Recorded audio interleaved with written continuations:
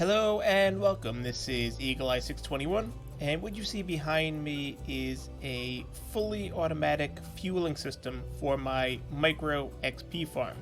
And that means that this machine you see behind me is capable of generating over 100,000 XP per day, and that is completely automatically, completely in the background. Once you build it, you can walk away and come back whenever you need a massive amount of XP for whatever your purposes are.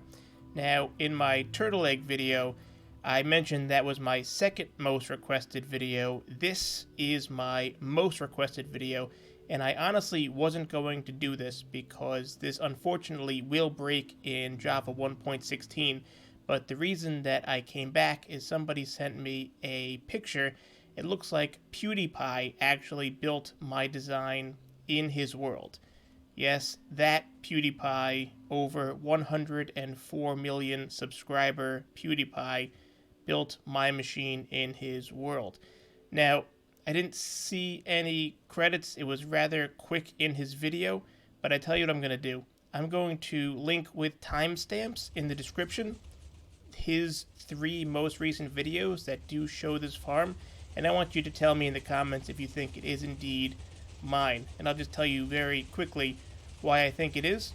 And what you can see is he has this setup, followed by the XP generators being in the form of your furnaces. But these extra hoppers that point into it, giving you this nice little T shape on both sides. I've never seen anybody else do that, and in fact, in my more recent videos, I don't even do this anymore, because while this is not wrong, you can be slightly more efficient by pushing the hopper mine carts in towards the center and save on these outside hoppers. So I will link to those videos, and I want you to tell me if you think it is indeed mine. I have reached out to him, but in fairness, it was relatively recent, so I have not heard anything back. Of course, if I do hear anything, I will put that in the pinned comments. Now let's get started on this tutorial, but before I do that, let me ask you to take a moment and scroll down and hit that subscribe button. It really does help the channel out a lot, and who knows, maybe you'll even see the next machine that will eventually end up in PewDiePie's world. So let's take a look at what we have. In the last video that I will link to, we made this version of the farm. That is the manual fuel version of the farm. It just works with this minecart with chest going back and forth that you put your fuel in manually, and it fills up all of the furnaces. But what we're going to do is convert it into a fully automatic fuel source. I'm not going to build this one because it is slightly more complicated. I just think it looks nicer. As I mentioned in the last video, there are a couple of ways to do this. I will put a world download in the description, so if you are interested in seeing exactly the dimensions of this one, you can build that for yourself.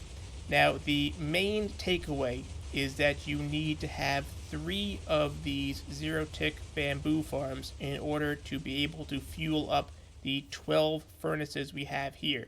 Each one of these will power slightly over 4, and that is, of course, why you need 3 of them. And you can either put them next to each other like this to run along a river, just like that. You can stack them up vertically the way that this one is, pushing them all into a center point. Or the most resource efficient and friendly version is this one, and this is the one that I will be showing you exactly how to build. It has 3 of them pointing in towards the center point. So let's take it what you're going to need to make this. And first you're going to need to convert the rail system that you see over here into a water stream system that you see right like this.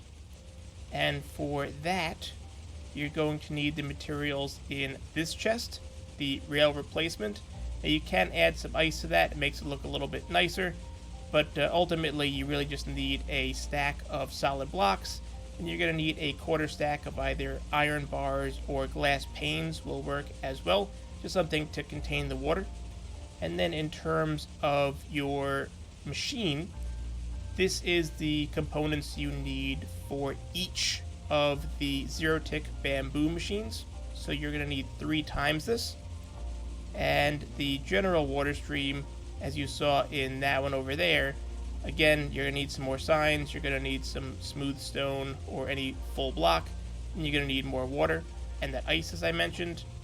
And then everything together looks like this. And then if you want to take a screenshot for all the materials you'll need, and this will be a little bit more because this is enough materials to build the bigger version, so you won't need them all. This is the screenshot you want to take, and these are the materials that you want to grab. Now, because I'm going to turn this into a world download, let me just make a quick clone of these, and we can get started just like this. So let's go to the one that we built last time over here. And this is the one that we're going to convert. So the first thing we're going to do is we're going to have to take apart the rail system. So we can remove all of these rails. We removed what was powering them, and we removed the end blocks of both of these too. We're going to put some smooth stone, again this could be any full block, to drag along the entire path because we want to have some space for our water. And then we're going to want to have these iron bars, or as I said, glass panes, to contain the water. And you're also going to want some additional container blocks like this on this side. Now you can pick what side you want the bamboo to come in from, but I would recommend you come in from this side so that you can use the lava that is already here as your item destruction. So we can do that by just making sure that we fill this part in, and that when the items hit the end, they will come and fall into this spot. So we need to extend our we need to extend our iron bars just like this, so the water will come in this way. And then we need to have a block right here to stop the water, and also to stop the items. So we're going to put a sign just like that, so the items will come and fall into the lava. So to line up our items, we're going to want to have a double chest, and we're going to put it just like this next to these bars right here. And then we need to extend our water in order to make sure that they run in to this double chest. And the idea here is that the items will come on the water stream, they will run into this double chest, and it is important that it's a double chest. Do not use a full solid block.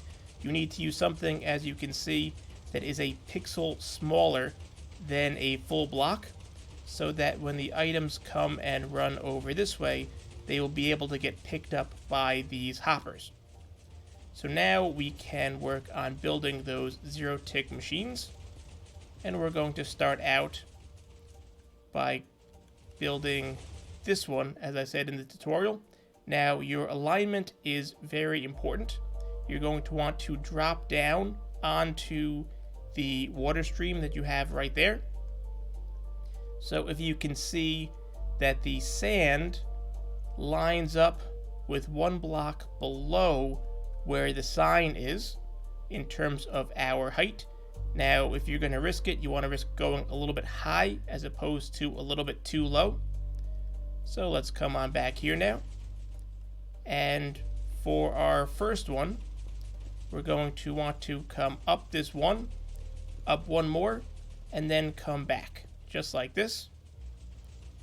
Now we are going to want to have it drop into here, so we're going to make a little hole.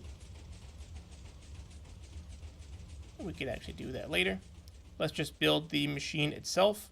So from that line, you want to come down one more, and then build a T shape like this, pointing in that direction, and then up and out, and up and out, break that, and break that. So you want to have this pattern just like this. Now from that, we're going to put a lever for now on this block. We're going to power it so that we can put these torches on. which will be off because this block is powered. We get our sticky pistons, and these do have to be sticky pistons, and face them in just like this, just like that. And then we're going to put regular pistons firing both over and under both sides. And that's to make sure that this will work no matter where you build it. If one of these pistons does not fire, that's one of the non-sticky pistons, and the machine is otherwise working, you can break that piston and it will continue to work. Now we need to grab some of our redstone, and we also need to get some sand. And we can place down our redstone dust just like that. We can place down our sand on top of one of the torches and also in its center block. And then we're going to get an observer to point down into the redstone dust. It doesn't matter which side you have. And then we're going to put a full solid block right on the output of that with our piston next to it. So now when the bamboo grows, it will get pushed off. So let's get rid of some of these things. Now we can grab some of our bamboo just to make sure everything works. Make sure you grow that twice. Now also, if you build this underground, and if you build that is anywhere without skylight access, then you are going to want to put a torch next to it in order to make sure that it will grow. If you have skylight access, that doesn't matter. So now let's just make sure that the machine works. And you can see we are fast growing our bamboo, and it's spitting it on the ground. So now we need to take our stone and come out 3. And then we want to surround this to make sure that the bamboo gets pushed in the correct direction. Now if you want to put the glass block on top, just so that it looks a little bit nicer, and also that way you can put your torch next to it and make sure that it has sufficient light. And then we can put some more of our solid blocks going forward like this, and then in just like that. And we have our system set up where the water will fall nicely into this spot right here. Now this is the same spot that we're going to want the rest to fall into, so let's follow this exact pattern to the left and to the right. So as you can see, we have 3 blocks just like this. So this is our first one, and that's 2 and 3. And that is where the sand is going to be, right here. So we know that we need to have a block under it for the sand to be on. And the sand that the block is going to be on is the one that has our torches. So our lever goes here. Let's turn that on to turn off these 2 torches. And then we know we need to go backwards from those. And then up and over. And again up and over. And you can see we have that same original outline. So let's get our sticky pistons. Point them inward. Again, these do have to be sticky. Let's get our non-sticky pistons. You can have them as sticky, but there's no reason to waste the slime. Firing both over and under. We have our redstone dust. We have the sand that we knew needed to be right there. And we're going to grab back our observer to point it down into the dust. And also the solid block with one more piston. We know now where our bamboo is going, making sure to grow it twice.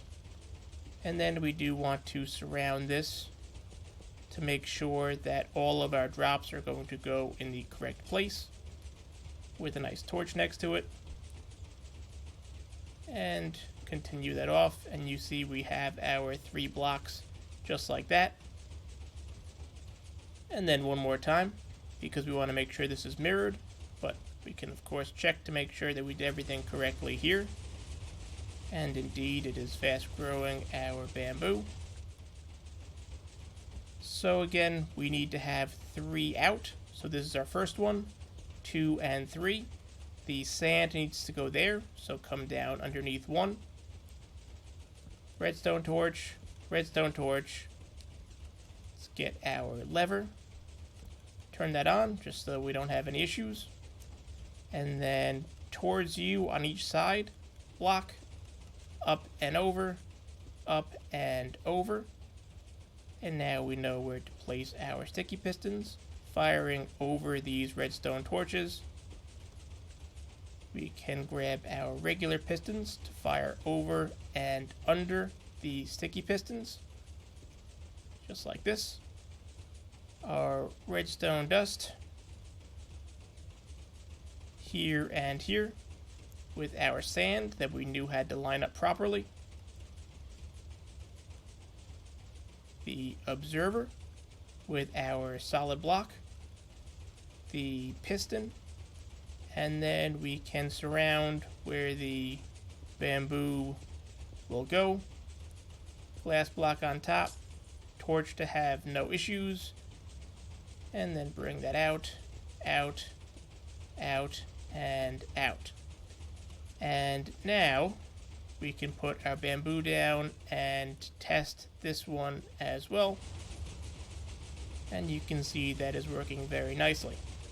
So now how do we connect this all together? We're going to need to have some buckets and some signs. So let's grab our signs. Let's grab a bucket. And we're going to put one block up right here, just so that we can put this sign to contain all of the water flow. You're going to put a water bucket. Make sure you have grown this bamboo or it'll get washed out and you'll have to redo your redstone. You put it right in front of that, and again right in front of this one, and right in front of that one.